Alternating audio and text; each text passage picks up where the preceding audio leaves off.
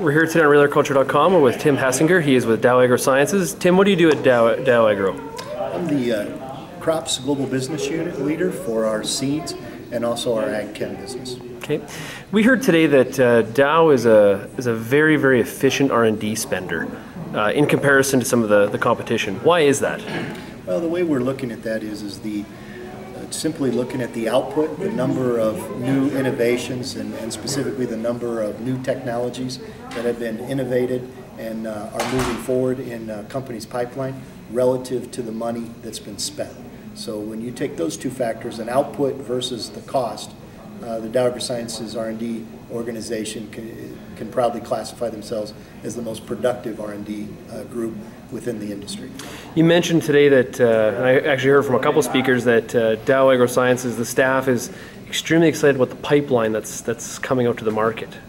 Speak to that a little bit about why is that? Yeah, well, the first thing is to confirm what you're saying is we are extremely excited about it. It's the best pipeline we've ever had in the history of our organization. What's exciting about it is it's in both platforms. In other words, we have several new technologies in the seed side. Specifically, we just launched Smart Stacks. We have DHT, which is the trait that will allow 2,4-D or the FOP herbicides to be sprayed over 3 crops that we've already announced, which is corn, soybeans, and cotton.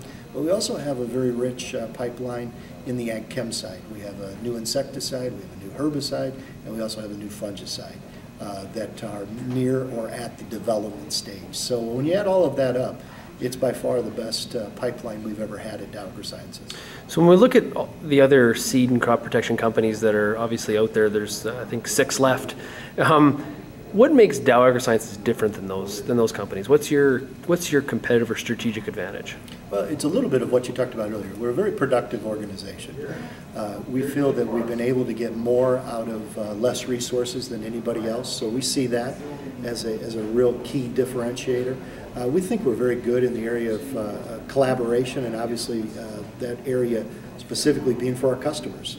We think satisfying our customers, understanding our customer needs is extremely important, which has allowed us that one of the areas that we believe is extremely important is having your R&D organization and your business people very aligned and making sure that they're working towards a common goal. So when you add all of that up, what we want to be recognized is a company that has very good people and has excellent technology that's meeting customer needs. So obviously a very, very good story has been told today about Dow Agro Sciences. There's a lot of very cool, neat things happening between the zinc finger technology, and there's stuff that's way over my head. What would you say is the biggest threat to Dow Agro Sciences achieving its goals? Well, we're definitely in a growth mode, and we're working with new technologies in a highly regulated market. So you never take anything for granted.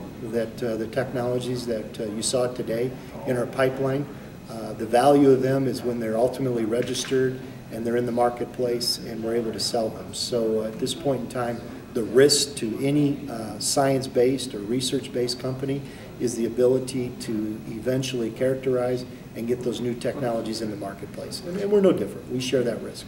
Tim, thanks a lot for joining us today, and good luck in the future, and hopefully we'll talk to you again soon. Great.